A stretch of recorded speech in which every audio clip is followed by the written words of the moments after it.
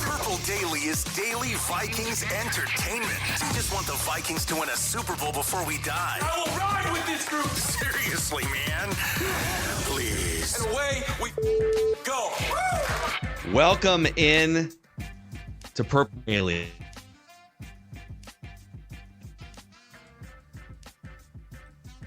Did Phil just freeze? Yeah, we little glitch on Phil. There he Now is. Now he's back. Stumbling out of the gate here. False start. Hopefully this isn't what happened to the Vikings, like missing their pick or something. Not that that's ever happened. Hey, in the Vikings. last time that happened, it worked out perfully.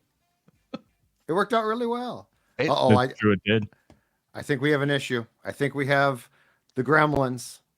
He's back. He's fourth. I mean, Yeah. Forno joins us, and the whole thing just blows up because the draft excitement is so high.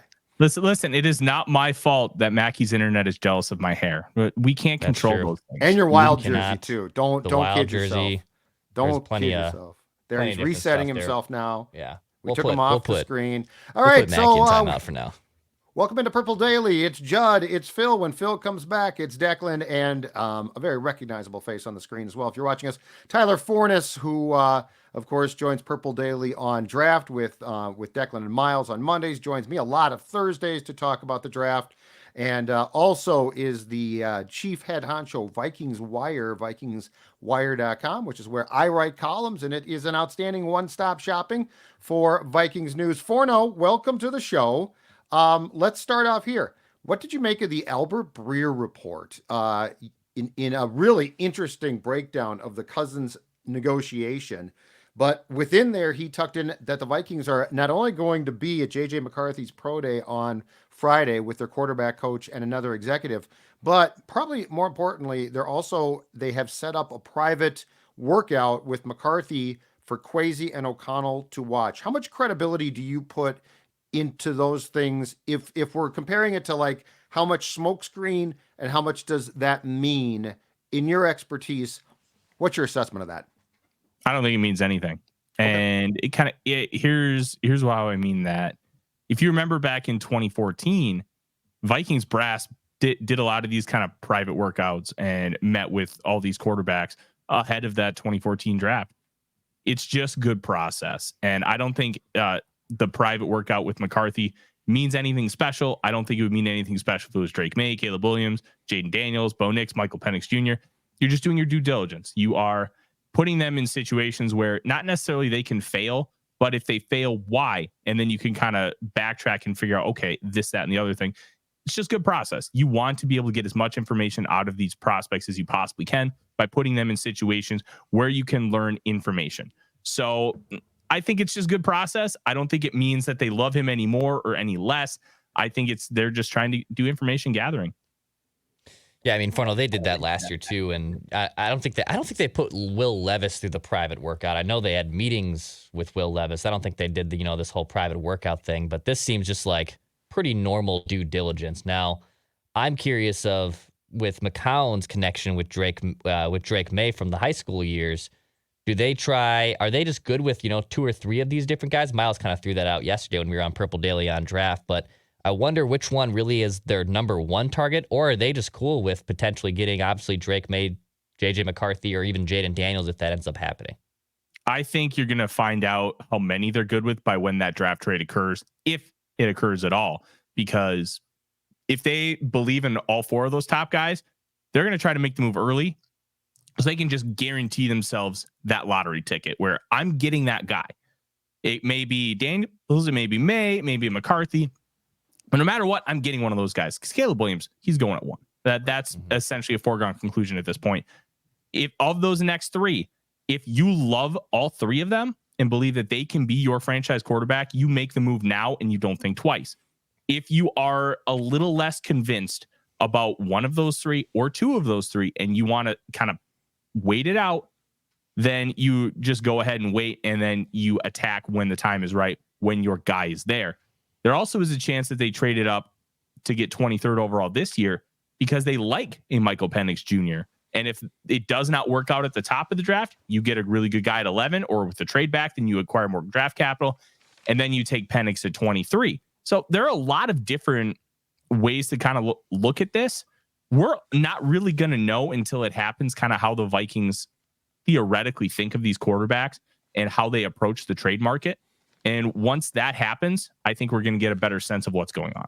So I'm going to give you 4 scenarios here, and I want you to do a pie chart of odds. So because you brought up something that I think we've all dismissed as being a possibility, and we probably shouldn't yet. Let's take the second pick out. So let's say that Washington's going to keep that pick and draft a QB. So the 4 slices of pie, Forno, that I'm going to give you are: the Vikings trade up to 3 for the Patriots pick, the Vikings trade up to 4 for the Cardinals pick, or the Vikings trade up to 5 for the Chargers pick. And then the last piece of pie is that they just stand pat at 11 and 23, take the best player available at 11, and then, because it probably wouldn't be some huge reach for a quarterback, they do take a guy like Penix at 23. Slice that up as we talk right now, and this is what's going to make this so much fun and so intriguing until it's done. Slice those 4 pieces of pie up for me into what your odds are.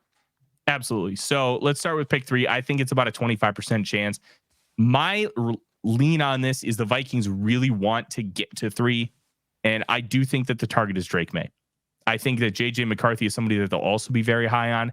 I don't know what they'll think of Jaden Daniels, especially because he didn't really have like a passing breakout until his age 23 season. 22 was okay, but not breaking out until that age 23 season can raise a little bit of a red flag. And if you watched the Arizona State film, you understand why it took a little bit to break out, because Arizona State was kind of a dumpster fire, even though they had some really good weapons. Johnny Wilson, Ricky Pearsall, Rashad White, all 3 of them are going to be playing on Sundays next year. Were at his disposal, and they couldn't really do anything. So I'd say 25% to the Patriots.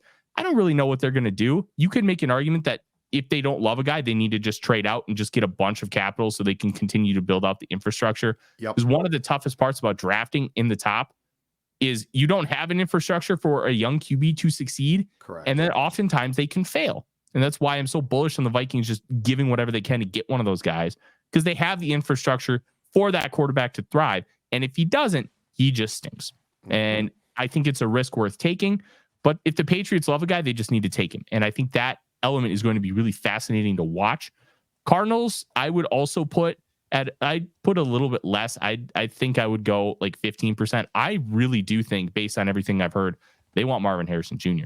and they're not going to think twice about it. And the 4 also just feels kind of like a weird spot because we know the Chargers really, really want to trade. I don't necessarily know if that's 100% factual, but let's just look at what their infrastructure is, how bad their cap situation is, because they have all these aging vets. They just moved on from Keenan Allen and Mike Williams. They had Khalil Mack restructure, Joey Bosa restructure, and then you have Justin Herbert, and you have to figure out how to maximize that. I think they're going to want to trade back and get like an offensive lineman and a receiver to really help fortify that offense. I think that's a 50% chance that they go up to 5. And I think it's a 10% chance that they don't move at all, because the one thing that we talked about on Purple Daily on Draft yesterday, you have to have a partner. Somebody has to say yes. Just because you want to go to the school dance with the cheerleader doesn't mean she wants to go with you. And until you get a yes, it doesn't matter. Last year, they tried to get Anthony Richardson. The Cardinals didn't want to go to 23. You have to have a partner. And if you don't have a partner, nothing matters. So having that extra capital at least gives you 2 first-round picks this year to work with. And I don't think it was that high of a price to pay. Right. Consider all things considered. And you have to prepare for every possible outcome, even though the outcome of not getting one of the top quarterbacks is not something fans want to hear. Trust me, none of us want it to happen either. But it's a realistic outcome that you have to be prepared for. And I guarantee you those conversations have happened in the organization. So Forno, with Josh McCown coming in, like, is this just the perfect storm of, even before, they hired McCown, that they were looking at Maye and then they realized, hey, McCown has a history with Drake Maye, and this kind of just feels like a perfect little partnership. Like, I feel like that's not a coincidence, right? That all of a sudden they hired Josh McCown and now everything's coming out that they really like Drake Maye. I feel like that was honestly part of their kind of plans to maybe smooth things over and make a better natural fit there if they're indeed able to go ahead and get Drake Maye. I think it's more of a coincidence than it is not a coincidence. Or maybe I said that wrong. I don't think the Drake Maye connection mattered a ton in the hiring. And if you remember Kevin O'Connell's first years as a coach, like a true position coach in the league, Josh McCown was in his quarterback room, and they've had a relationship for a long time. I think that was why. And plus, McCown is viewed as this potential head coach. The Texans tried to hire him back in 2021, and instead they got David Culley, and then Lovie Smith took over. Maybe that was 2020. I'm getting my years mixed up, but they wanted to hire him, and the league basically took a big dump on it and said, no, you're not doing that. That's not how things work. And they ended up, nobody really wanted that job. They gave it to David Culley, and then lucky for Culley, he signed a multi-year deal, and he got a lot of money to basically go retire and enjoy life because he got a raw deal there too. Mm-hmm. But McCown is viewed as a potential head coach, and one thing we've known about O'Connell is he likes to bring in people he's worked with before. They just brought in Jonah Williams from the Rams. He was on the staff when they signed him as a UDFA in 2021. Brandon Powell, Johnny Munt, Matt Daniels, Wes Phillips. Like the list goes on and on and on. He likes to bring in people he knows. So to me, it's less about Drake Maye and just more about this guy's a really good coach, and we're going to utilize him with Kevin O'Connell. You just hit on something that I think it's been talked about, but I think it's been underplayed so far because I think it signifies some type of change here that I think is really intriguing, and that is the hiring of McCown here. So like this guy, to your point, he was seen by some as a head coach type, which the league's not wrong. That would have been very quick. It violates the Rooney Rule up and down. Like there's a lot of things, but that being said, for O'Connell to bring him in on the heels of Wes Phillips having some off the field troubles last year, McCown's a former quarterback who really did have more success than Kevin did. But I'm sure that they're both very, very smart. I think you hit on something that's really, really intriguing to watch. And that is going to be the ideas, if they draft a QB, which I'm assuming that they're going to, but beyond that, with Darnold probably starting day one, I think that the McCown thing is going to be so interesting to watch as far as what ideas he brings as well here, Tyler, because I think that we all thought, okay, new QB's coach, that's cool. The more I examine it, I almost feel like the Kirk, the working infrastructure with Kirk was this. It was going to be O'Connell and Kirk, which is fine, and that they worked hand in hand, and that the quarterback coach was sort of a caddy, right? Like quarterback coach helped, but he wasn't instrumental.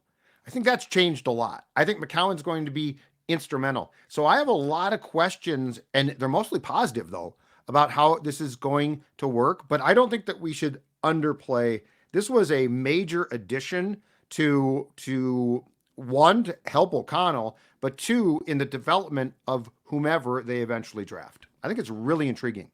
It really is. And I think you're going to start to see a lot more former players becoming coaches and that model. And I think you can really trace it back to Dan Campbell's initial staff in Detroit. Half of his staff, more than half of it, was former players.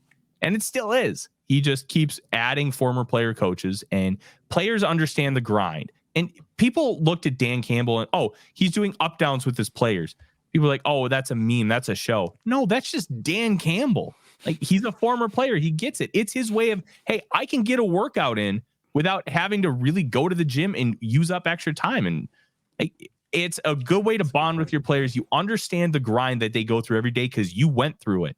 And that, I think, is going to be more of a relatable element for this new generation coming in, where if you have somebody who can relate directly to you and not have somebody like us, none of us played high level football. Like if they listen to me, they're like, well, you don't understand what we're going through. Well, guess what? Josh McCown did, and he did it for almost 20 years. Yep. So that's going to resonate likely more with these guys, and that's going to create a bond, and it's going to create a level of trust. And then he's also seen almost everything. So he can help you through different situations and help you understand how to attack different defenses. And I think that's going to be a really, really big plus here moving forward. Speak for yourself, by the way. I played 8th grade B team football for Buffalo Middle School. Okay. He's back. Right. the internet gremlins. By the way, while you guys were talking about the Vikings changing their future and speculating on quarterback, I fell down a Twitter rabbit hole even further here. I'm just going to throw this account out there. It's verified on Twitter, and this person keeps tweeting a bunch of great inside information from NFL owners. Do you guys follow Crack Rock on Twitter? Oh, Crack Rock, the legend of Crack Rock. Tyler knows Crack Rock. Is Crack Rock okay? Before I read, this is reckless speculation season, so we can throw out tweets from Crack Rock here at the same space. Okay. Speculation. What is Crack Rock's batting average on being correct from what you can tell? He's hit on a few. It's more than like your fake insiders out there. He's like it's a non-zero batting average. Let's put it that way. Okay, so I'm not going to read this whole thing, but last night he comes home after spending a chunk of the weekend, like St. Paddy's Day weekend, with various NFL owners, including, as he claims, 3 different members of the Wilf family, like the Wilf ownership, the brothers, I would assume. And he says, I know this is a long tweet, but indulge me a little more and I'll get to the good stuff. The third owner in the Wilf family that I spoke to over the weekend is well behind the scenes, and for me, my closest connection to all of the Wilfs. I will not get into the details, but let's just say I've known this Wilf my whole life. And then goes on to explain their St. Paddy's Day drinking selection and the corned beef sandwiches they ate at the local bars together over the weekend, yada, yada, yada. And he goes on to explain that the top 4 picks are basically etched in stone outside of maybe some flexibility between which quarterback goes 2 or 3, that the Cardinals are going to take Marvin Harrison Jr., and that leaves the Vikings with a chance to trade up to 5. And here's the quote. So what's the plan? I ask with subtlety. Well, if you must know, we want the JJ to JJ connection for the next decade. That's the plan. JJ to JJ. That's from Crack Rock, verified on Twitter/X. Listen, if that ends up happening, I think it's an objectively good thing. It's not Drake Maye. It should be Drake Maye. But I don't think the Vikings are going to be able to end up getting to 3. And we did a pie chart earlier. Love those pie charts. And I think there's like a 25% chance the pick ends up being 3rd overall. And it's probably going to end up being at 5. But look, if it's JJ McCarthy, I think he fits really well for what the Vikings want to do. And especially some of those underlying metrics with how successful he is on 3rd down and how well he throws over the middle. Like, you have to throw over the middle in this offense. And you have to be able to do it well, and he does. If it's, let's say it's McCarthy, and I might ask you the same thing about Maye. Maybe you can do the same thing for both these, and I'm kind of putting you on the spot. If Maye and McCarthy both pan out to be like the 90th percentile of the player that they can be, like something near the peak version, is there a comp in modern or the last 25 years of NFL football for those guys? And then if they settle in as kind of like a starter, like a fringe starter, not a full-on Christian Ponder level bust, but like a lower level starter. Do you have comps that you feel comfortable throwing out? I'll try and get some. I don't like comps because I think comps paint an unfair picture. And the only way I'll use them is if it's like, holy crap, that's it. And it's got to hit me on that kind of different level. Malachi Corley from Western Kentucky is Deebo Samuel. And the archetype, the size, the play style, everything, it's Deebo. So to me, that works. I think for Drake Maye, you look at Justin Herbert, you look at the size, you look at the arm talent, you look at the ability to create. Now, Maye doesn't want to create like somebody who's a great creator, but he can and he will. He would prefer to beat you from the pocket rather than run around. But he did have 1,500 rushing yards over the last 2 years. And that offense, like, he's willing to do it, but that's not what he wants to do. I think kind of like a lower end. I don't really have a good one, but I'd say like a rich man's Jacoby Brissett. Oh, okay. Like, you know, like Brissett is a capable enough starter, but I think if you're looking at like the Lunds Byerly's edition, that would be Drake Maye. Pay a couple extra bucks for that potato salad. Probably worth it, you know. Yeah. Good. Listen, my aunt is obsessed with just a white vanilla cake from Byerly's. It's her favorite thing in the world, and I don't get it, but she loves it. McCarthy, I think Thor was the one who came up with this comp, and I really liked it. I think you're looking at MVP season Rich Gannon. Wow. Yeah, I think that would be the really high end, and the That's low a end. throwback comp, man. That's going back.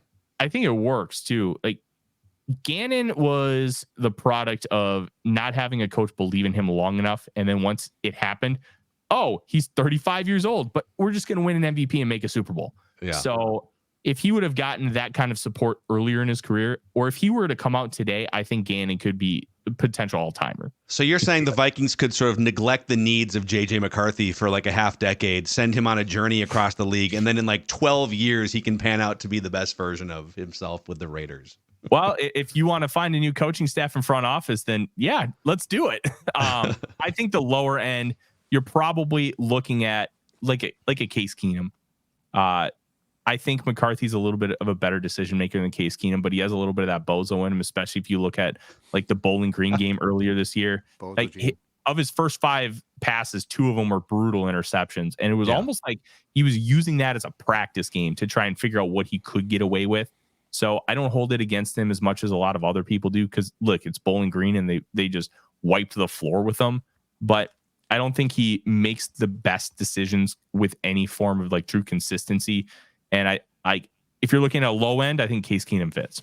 So I'm going to be a buzzkill here, but there's a purpose for it. And because I've got a question off of this because we talk about, I mean, we basically now, if you're a top 5 pick, the expectation is you're going to step in and you might be Bryce Young and you might be CJ Stroud. And there's really no, if you're not a success, like Bryce Young was sort of seen as a bust in his first year. It's like, hold on a second here. Let's give this kid a chance.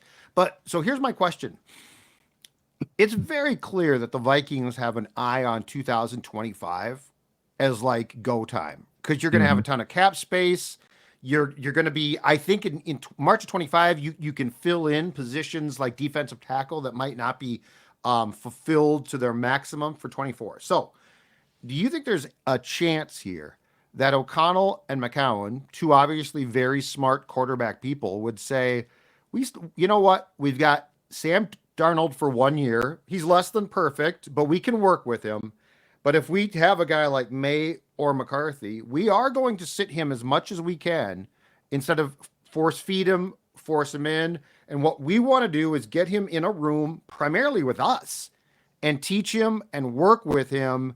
And so when you get to the offseason camps a year from now, the confidence of just being in the league is there.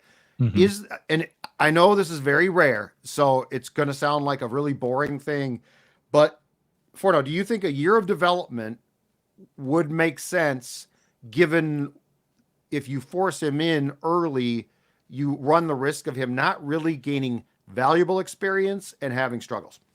Depends on the human. And I think the best example of that is Peyton Manning. His first year, he set an NFL record for interceptions. I think he was 27, may have been 29, 3-13. He had the mental fortitude to be able to deal with all those failures and struggles and overcome it. And the next year, 13-3, and he had a Hall of Fame career. Some argue he's the greatest quarterback of all time. Then you have guys like Ryan Leaf, who struggled early, never was able to overcome it. And you have to figure out what each individual can handle. And some guys can't handle instant failure because you're coming to the next level. You're viewed as this guy with all this talent in the world. You're a top pick in the NFL draft. There's a lot of pressure and a lot of thought that if you can't do it, well, then you're going to start to get negative feedback. And this generation is more online than any generation of all time. So how much is that going to seep in and impact them? Well, you have to be able to determine that with each individual. Some guys can handle it. Some guys can't. You have to determine, can they or can't they? And once you do, then I think you can figure out, all right, maybe it's just better if we just throw them in and let them make those mistakes, because they'll be able to figure it out on the fly and be able to adapt and overcome. Some guys can't do that, and their confidence can just be absolutely destroyed. So I don't know what it's going to be for any of these quarterbacks. I don't know any of them personally, but you have to be able to figure that out and make that decision. And whatever that is, roll with it. Boys, we have 2 members of the Mount Rushmore of mock drafting that have spoken with new mocks this morning, and we have to get Forno's thoughts on these 2 guys. Judd, before we do that, let's tell the audience about Finch Home Solutions. Look at that right there. The vans are out. The vans are out from our friends at Finch Home Solutions. And do you know why? Because their vans, which look familiar, those colors, I can spot those. They look, you know what they look like? They look a little bit like Cody Finch's favorite football team. Finch, when they show up at your house, as you're seeing there, will handle all the electronical needs in your home, both big and small. We're talking car chargers, panel replacement, indoor lighting, electrical repairs, and more. Fast, efficient, courteous.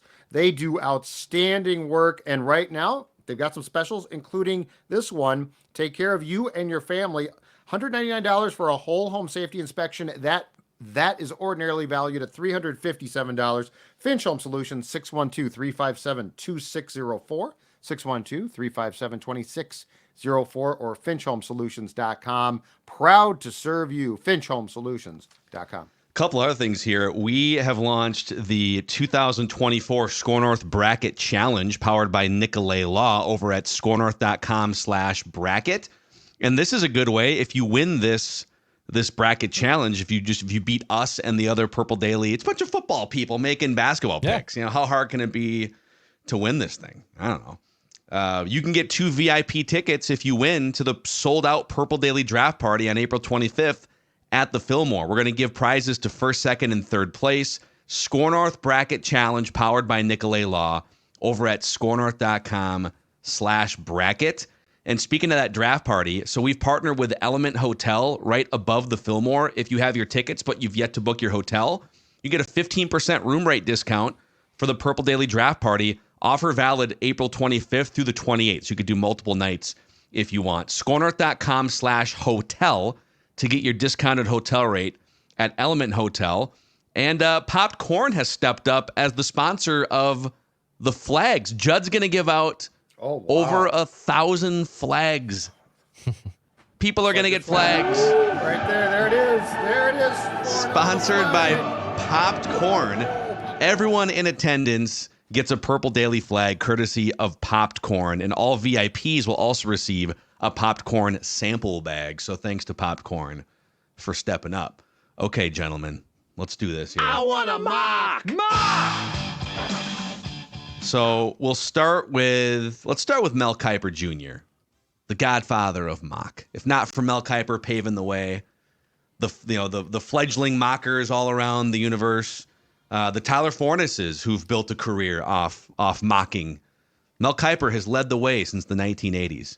So you'd certainly think that the godfather of mock would come in swinging today, right? I mean, it's peak trade season here. We've already had the Vikings trade in to the first round.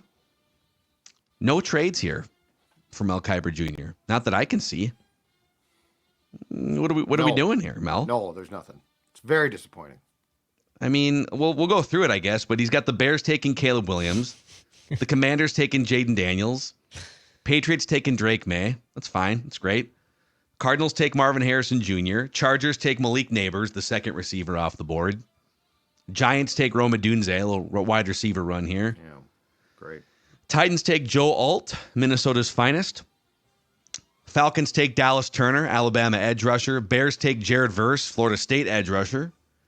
Jets take Brock Bowers, the Georgia tight end. That puts the Vikings on the clock with the 11th overall pick, where, according to the godfather of mock, Mel Kiper, they select JJ McCarthy out of Michigan. I want a mock. I mean, Forno, I don't mean to disparage the godfather of mock. I just feel like we got to mix some trades in here. It's we're like a month out. I feel like it's trade season on these mocks, but what do I know? Yeah, and I think if you look at this, because later in the mock, the Vikings end up taking Ios Cooper to Gene. If they can't strike a trade and a guy like McCarthy ends up falling to pick 11, then you have to look at the idea, okay, the Vikings got their guy. They didn't even have to move for him. And now they have the 23rd overall pick. What are you going to do with that? I think could that happen? Do you think there's what's the percent chance that maybe they just, I don't know, maybe they get some intel and they just chill at 11 and McCarthy falls to 11? It's a non-zero chance. Remember last year, Will Levis was like minus 600 to go 4th overall day before day of the draft, and he went 34th. Anything can happen. You could have another gas mask bong. You just don't know, and you have to be prepared. Which player is most likely to be caught with a gas mask bomb? Let's put those odds ignore up. it this time. It's like the Warren Sapp thing in '95. Oh my God, he might have smoked dope. Okay. Percy Harvin was high on the plane to the draft party, right? Okay. Whatever. For me, when I take a look at these, I like to explore different situations. So every Friday I drop a different Viking-centric 7-rounder, looking at different situations. In this past week, it was, what if they don't get a quarterback? What if they can't make a move? And if a guy falls, you just capitalize on it. Now you have a first-round pick to fortify your defense or even make a more explosive offense. I think it's good to see these without trades because there is a real chance it could happen. You know, we kind of touched on, you laid out just a brief scenario there where maybe they don't get a quarterback. And we kind of floated that on Friday last week, that I'm not sure Vikings fans are ready for that conversation, that they test drive 26-year-old Sam Darnold, who was a former top 10 pick that Kyle Shanahan liked. And maybe they can't trade up into the top 5. Maybe someone outbids them and they decide to just keep bolstering their roster. Mm-hmm. I think it's a small percentage chance that they don't grab a quarterback in the first or second round, but we should be ready for that hypothetical to come true, right? You got to be ready for everything. And I guarantee you in the building, they have contingency set. If you can't move up for a quarterback, what's our game plan?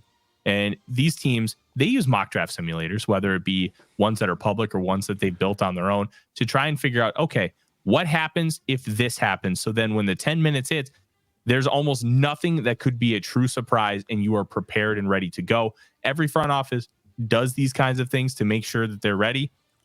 And if the Vikings don't get a quarterback, well, they could get some really good defenders and kind of figure it out from there. Do you guys recall when the Vikings website last year came out with a draft night clip, and it was Kwesi hemming and hawing on the phone, and he's trying to make some trades, and O'Connell finally basically confronts him and says, "Come on, just do it. Just do it." I have a feeling that if we see a similar type of deal on draft night, and the Vikings are talking to the Chargers, and Kwesi's like, "I don't really want to give up that pick." I think O'Connell might just take the phone and say, "No, done deal. Whatever you want." How many first round picks do you choose? Whatever you want. Done Your next deal. 10? Okay. And then hang up and call in the trade himself. Yeah. I mean, KOC, you got to think that after, because I do believe that KOC absolutely wanted Kirk Cousins back, and there was probably a 48-hour mourning period until the contract details We come saw out. it last week at his press conference. Yeah. But I got to think that he's going to be pushing aggressively. Like to that scenario that we just laid out, it would have to be, first 3 teams take quarterbacks and someone jumps, and maybe the Giants jump from 6 to 4 or something. And maybe the Cardinals don't want to move all the way back to 11 because they want one of those 3 receivers. Something goes haywire, and the Vikings don't love Penix or Nix. To me, that would be the scenario where they love the top 4 quarterbacks. They don't love Nix or Penix, and now they get boxed out of the top 4 quarterbacks. What do they do, right? They'd have to figure out what that contingency plan looks like, Tyler.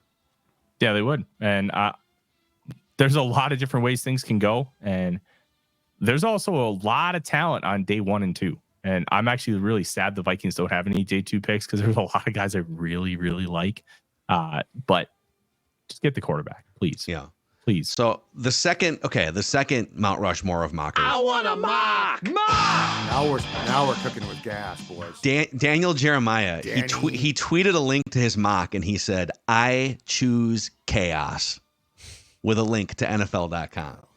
Love it. This is a man who understands what his mission is this time of year. Number 1, Bears take Caleb Williams. Number 2, Commanders take Drake Maye. 3, Patriots take Jaden Daniels. And that's where the fun begins, with the number 4 overall pick, where the Minnesota Vikings are now on the clock. Daniel Jeremiah has traded up on behalf of the Vikings to the number 4 spot. I don't think he has draft pick compensation listed here. He doesn't. I looked. It's okay. I forgive him for that. But he does have the Vikings taking JJ McCarthy with the number 4 overall pick. I'm assuming that he gave the 23 to the Cardinals. Yeah. So they're giving up at least the 11, the 23, and then we'll see going forward. So he has the Cardinals then at 11 taking Jared Verse. And then the Cardinals at 23 taking Brian Thomas Jr. They still get a stud wide receiver just later because it's a pretty deep wide receiver class. But, that's where, like, if the Cardinals feel comfortable not taking one of the top 3 wide receivers, then, yeah, they're probably wide open for business to stockpile some talent. But Daniel Jeremiah going 4 quarterbacks in the first 4 picks, Tyler Forness. It's very possible. It would also be the first time in history that's happened. Quarterbacks have went top 3, I believe, just 2 other times, 1999 and 2001. Culpepper draft. Sorry, 2020. Culpepper draft. The Culpepper draft was the top 3. And that was very mixed. And then Culpepper was actually a hit at 11. Mm-hmm. Yeah, so it was who was Donovan McNabb was in the 3, Achilles Smith. Yep. It was Tim Couch. Donovan McNabb, Achilles Smith, 1, 2, 3, and then Culpepper went 11, and Cade McNown went 12 to the Bears. Mm-hmm. Man, okay? I know you watch old. You got your Warren Moon jerseys. Like, you love old school football. Do you ever just sit back, put on an old draft on YouTube? Like, what's your favorite old draft, Tyler? The 99 one's pretty crazy. I've been trying to find a full draft video of the 99 draft. I have not been able to find one. I think the 2001 draft is really interesting to kind of watch back in retrospect because that was the Michael Vick draft the night before the Chargers trade back and they still get LaDainian Tomlinson. There's so many really fun ones, but I think the Laramie Tunsil gas mask is probably the best. It's hilarious. Yeah. And it is hilarious, but it's also something that was just absolutely wild. And to see things evolve and devolve in real time, where he's about to probably go top 3, maybe number 1 overall, 15 minutes before he's smoking marijuana out of a gas mask, and then he falls to 13. Yeah.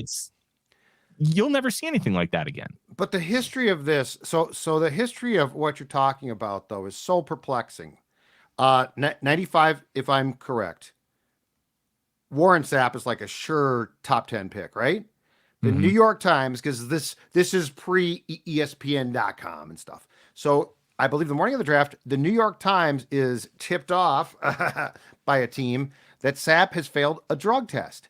And teams literally went nuts. The Vikings took Derek Alexander instead of Sapp. Can you imagine Warren Sapp in purple, with the litany of Johnny Randall, right? And Warren Sapp. The Vikings passed on Warren Sapp. Now, I have no proof of this, but I've always said I think one of the reasons why Denny took Moss was because of that. Mm-hmm. Because Moss only fell because it was rumored that he was malcontent. And I mean, yeah, he was a handful. But the reality was, for Moss to fall, and then you've got Percy. Percy Harvin is the surest I've been in covering the Vikings in my life that they were going to take a player. Was the rap on Percy was that he was probably going to fall, but was a top 10 talent. And I remember doing a video, Access Vikings with Chip, after the Spielman press conference. AccessVikings.com. After which Rick Spielman wouldn't tell you what time of day it was. And we both said, we've never been so sure if, I believe it was 23, if Percy Harvin falls, they are taking him. And they did. So the long history of guys who have fallen because of character concern. Percy was, but you got such a great couple of years. I don't think you cared. Yeah. Man, now, could you make a case to your Warren Sapp point? This would be a fun off-season Purple Daily episode. Yep. Or if you want to go subscribe to Tyler's channel, it's a Vikings First and Skol. You could do the episode there. If the Vikings had drafted Warren Sapp instead of Derek Alexander, what does that? I mean, that 98 team would have had John Randall and Warren Sapp on the defensive front. Think about that for a second. It would have been the 99 defense would have had Chris Dolman coming back at the end of his career too, in addition to 2 other. You would have had 3 Hall of Famers. Wasn't Dolman 97, not 99, or am I misremembering? He was in San Francisco from 96 through 98, came back in 99. And of course he was with the Vikings from 85 through 93. So he would have missed Sapp the first couple seasons, but Yep. Man. Yep. So that the 99 draft is intriguing because the Vikings took Culpepper at 11 out of Central Florida as a largely unknown. And back then you didn't get the conversation, right? You weren't as nearly as up to date on prospects, especially if they weren't from big schools or huge schools. The one that people were pissed about here, because you have to recall at that point in time, the Vikings had been looking for rush ends. Javon Curse went 16th to Tennessee. And a lot of people were certain because what made no sense, and this is where Green was really, really smart. What made no sense is the Vikings obtained the 11 from Washington for Brad Johnson because they had Randall Cunningham. And it's like, Randall Cunningham is great. They've solved their problem at quarterback. So everyone's like, they're taking Javon Curse. And when they took Culpepper, the what the F was huge, off the charts, ended up being genius. Yeah. Mm-hmm. Talk dirty. We should do like mystery science. We should do mystery science theater 3000. These old drafts from like a Vikings perspective, and be amazing, man. Javon Curse and Javon Curse was a stud. Yes. Well, they called him the Freak for a reason. The Freak. I feel like back in those days. So, by the way, an article for me, Judd. Oh, VikingsWire.com. You got it. I'll do a look back. The what ifs. Let's do it. And that's where you can find Forno, by the way, VikingsWire.com, and Judd's pumping out articles there too. It's the best place to find daily Vikings written content. And then the Vikings First and Skol YouTube channel. You guys just celebrated a milestone last week. Yeah, we have been on our own now for a year, and we're already above 3,300 subscribers on YouTube, which is Attaboy. Astronomically cool. Nice work, man. So go click that subscribe button, the like button over on Fornos content at Vikings First and Skol YouTube channel. And of course, Purple Daily on Draft. Every single week, you can find him on Mondays here on the Purple Daily podcast feed and YouTube channel.